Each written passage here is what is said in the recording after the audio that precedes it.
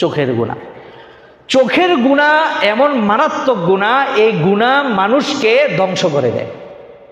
এই গুনাহ মানুষকে কি করে দেয়? ধ্বংস করে দেয়। আপনি যদি আপনার চোখকে অবনত করতে না পারেন, তাহলে আপনি অচিরেই কোনো অন্যায় কাজের মধ্যে লিপ্ত হয়ে যাবেন, অচিরেই।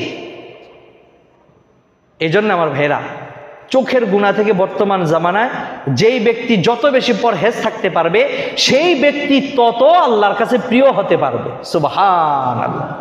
বেশি না, আপনার সামনে একটা বেগানা নারী পড়ে গেছে, চোখটা আপনার সাথে সাথে ফিরে আনেন। আল্লাহ রসুল হযরত আলী রাদিয়াল্লাহু তাআলা আনহুকে বললেন, হে আলী, তুমি তোমার চোখকে একটা পরনারী থেকে ফিরিয়ে আনো।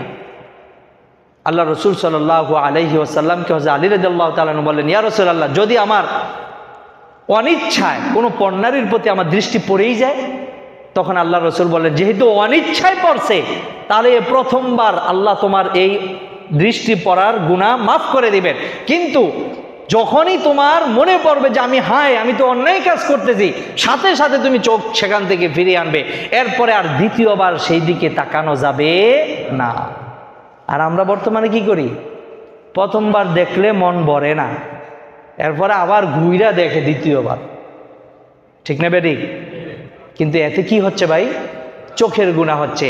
আর এই চোখের গুনাহ আমাদের জিনা পর্যন্ত পৌঁছায় দেয়।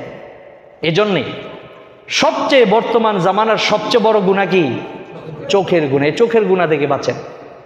আপনি চোখ সংবরণ করেন, আর যারা বেপরদায় বের হয়, তাদের বাবা মা, তাদের স্বামী, তাদের বড় ভাইদেরকে বলবো, তাদেরকে আপনারা সামলান, তাদেরকে আপনারা বোরকা পরানোর চেষ্টা করেন, তারা যেন শালীনভাবে ঘর থেকে প্রয়োজন সারার জন্য বাহিরে বের হয়, এতে যেন তারা বেপরদার সাথে বের না হয়। এটা হচ্ছে তাদের প্রতি আহ্বান।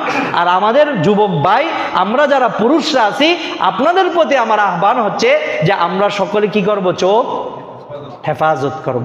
আপনার চোখ আপনি হেফাজত করবেন, আপনি গুনাহ থেকে বেঁচে যাবেন। তাহলে এটা গেল 5 নাম্বার, গুনাহ থেকে বেঁচে থাকতে।